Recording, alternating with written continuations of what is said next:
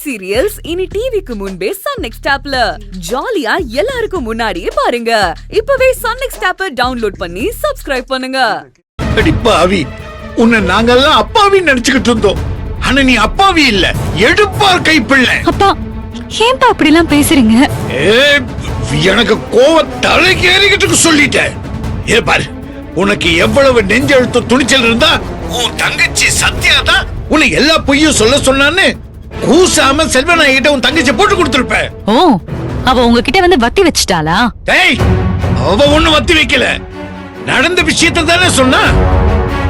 ஆமா, உனக்கு கொஞ்சமாவது நன்றி விசுவாசம் இருக்கா? உனக்காக சத்யா என்னெல்லாம் பண்ணி இருக்கா கொஞ்சம் யோசிச்சு பார்த்தியா? உன் புருஷன் உனக்கு கிடைக்கணும், உன் மாமியார் உன்னை ஏத்துக்கணும், உனக்கு பிறக்க போற குழந்தைக்கு ஒரு அடையாளம் கிடைக்கணும்னு எவ்வளவு போராடி, எவ்வளவு பெரிய தியாகம் பண்ணி இருக்கா. ஏய், உன் அப்பா அம்மா தாத்தா பாட்டி இவங்க செய்ய முடியாத காரியத்தை தனியாளாவே நின்று உன்னை அந்த வீட்டுக்கு மருமகளை கொண்டு போயிருக்கா. அவளுக்கு நீ காட்டுற விசுவாசம் இதுதானா? போதும்பா போதும். இதெல்லாம் இன்னும் எத்தனை காலம்?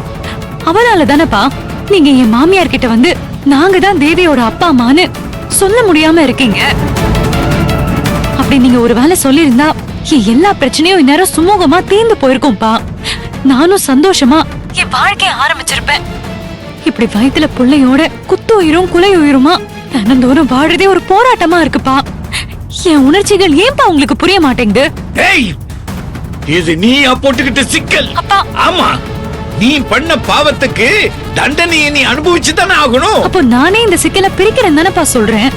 ஏன் யாரும் என்ன விட மாட்டேங்கிறீங்க? நீ சிக்கலை பிரிக்கல, எங்க எல்லார் கழுத்துலயும் தூக்கு கயிறை மாற்ற. அந்த அளவுக்கு விஷயம் சீரியஸா இருக்கு. இத பாரு, நீ பேசாம இந்த விஷயத்தெல்லாம் சத்யா கிட்ட விட்டு செல்வநாயகியை எப்படி எப்படி எல்லாம் டீல் பண்ணணும்னு அவ ஒருத்திக்கு மட்டும் தான் தெரியும். ஏன்பா இவ்ளோ நாள் ஆகியும் திரும்ப திரும்ப போய் மேல போய் சொல்லி பிரச்சனையை மேலும் மேலும் சிக்கலாக்கணும்னு நினைக்கிறவங்கள ஆதரிக்கிறீங்க.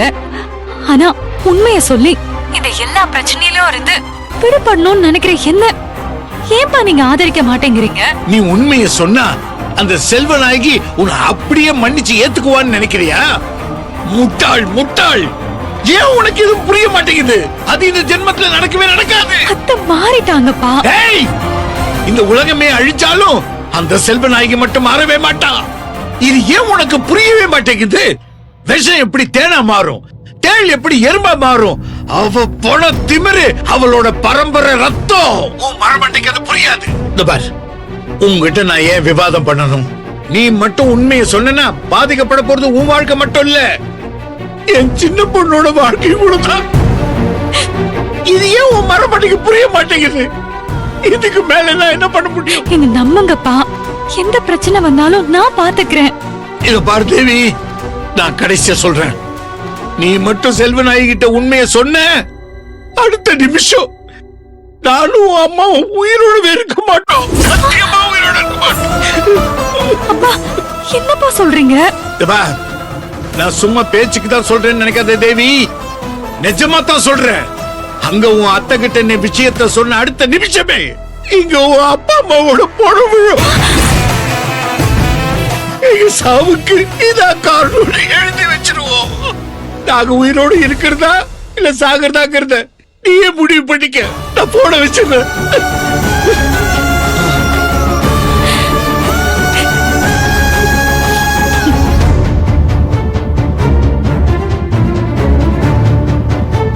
தேவி, எங்க போன? ரெஸ்ட் ரூம் போயிட்டு வந்தேங்க. ஏன் கண்ணெல்லாம் கலங்கி இருக்கு? லைட்டா ஸ்டொமக் பெயின், அதான் டேப்லெட் போட்டிருக்கேன். சொல்லுமா, ஏன் கண்ணெல்லாம் கலங்கி இந்த இருக்கு? பிரச்சனை முடியணும்னா அதுக்கான தீர்வு யாரோ 2 பேர் கையில இருக்குன்னு சொன்னீங்க. ஏன் யாருமா கண்ணெல்லாம் 2 கலங்கி பேரு? இருக்கு? ஒருத்தர் எங்க அப்பா. அப்ப இன்னொருத்தர் யாரு? அது நீங்க தான் மாமா.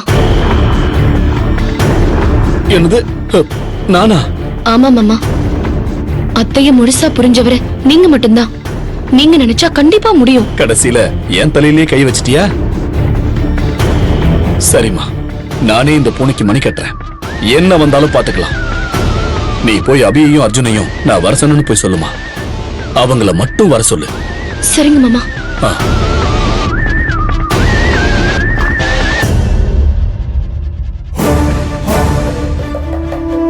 அர்ஜுன், அபிமாமா உங்க 2 பேரையும் மாமா பேசுறதுக்காக கூப்பிட்டாரு. வா அத்தை, அவங்க 2 பேரை மட்டும்தான் கூப்பிட்டாரு.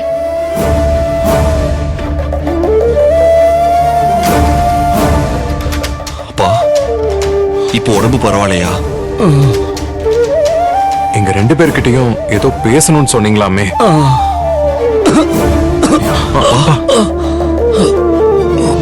அப்பா, எனக்கு நெஞ்சு வலி வந்ததுக்கு முக்கிய காரணமே தேவியோட அப்பா அம்மா விஷயம்தான்ப்பா. அப்படியாப்பா? ஆமாப்பா, எனக்கு ரொம்ப டென்ஷன் ஆகுது அபி. எதுக்காகன்னா தேவியோட அப்பா அம்மாவை கண்டுபிடிச்சு கூட்டிட்டு வரதுனால யாருக்கு என்னப்பா லாபம்?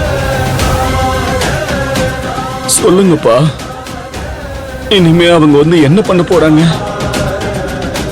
கல்யாணம் முடிஞ்சிருச்சு, தாலி மாத்தி கோர்த்தாச்சு, தீபாவளி பொங்கல் கூட முடிஞ்சிருச்சு. அவங்க ஒரு மரியாதைக்கு கூட சீர் செய்யலையப்பா. இனிமே அவங்க வந்தா என்ன, வரலன்னா என்னப்பா? அபிதாம்பா பதில் சொல்லணும். அது வந்து அம்மா தான் அடிக்கடி அவங்க இங்க வரணும்னு சொல்றாங்களேப்பா. எதுக்கு? காதலிச்சு கல்யாணம் பண்ணிக்கிட்ட பொண்ணு மேல அவங்களுக்கும் கோபம் இருக்கலாம். ஆனா கர்ப்பமான மகளை கூட வந்து பார்க்காம இருக்கிறாங்களே, இந்த கோபம் நியாயமா? அவங்கள நம்ம கூப்பிட அவங்க பிடிவாதம் அதிகமாகுதுப்பா. நாம அவங்கள தேடி ஊருக்கே போனோம், எங்கேயோ ஓடி போயிட்டாங்க. அவங்களுக்கு இதுக்கு மேலேயும் முக்கியத்துவம் கொடுக்கணுமாப்பா? எல்லாத்துக்கும் மேல தேவியோட அப்பா அம்மாவை பார்க்க கிளம்புனாலே ஒவ்வொரு தடவையும் ஏதாவது ஒரு தடங்கள் வந்துடுதுப்பா. அபசகுணம் ஆகி போகுது. அவங்க வரும்போது வரட்டும். நாமளும் நம்ம குடும்ப மான மரியாதையை விட்டுட்டு அவங்க பின்னாடி இப்படி ஓடிக்கிட்டு இருக்கிறதுல எனக்கு விருப்பம் இல்லப்பா. நிச்சயமாப்பா, என் ஒப்பீனியனும் அதான். நாம அவங்களுக்கு ஓவரா இம்பார்ட்டன்ஸ் கொடுக்கறோம். அவங்க பொண்ணு நம்ம வீட்ல வாழ்றாங்க.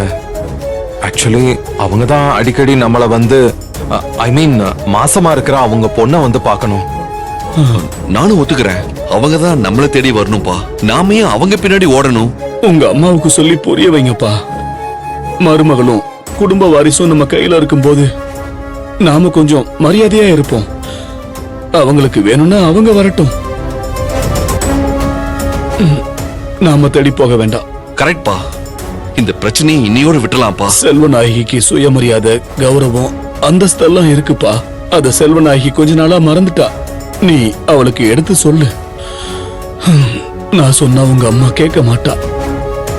இனிமே தேவியோட அப்பா அம்மாவை பத்தி உங்க அம்மா பேசவே கூடாது. அது அது உங்க 2 பேரோட பொறுப்புப்பா.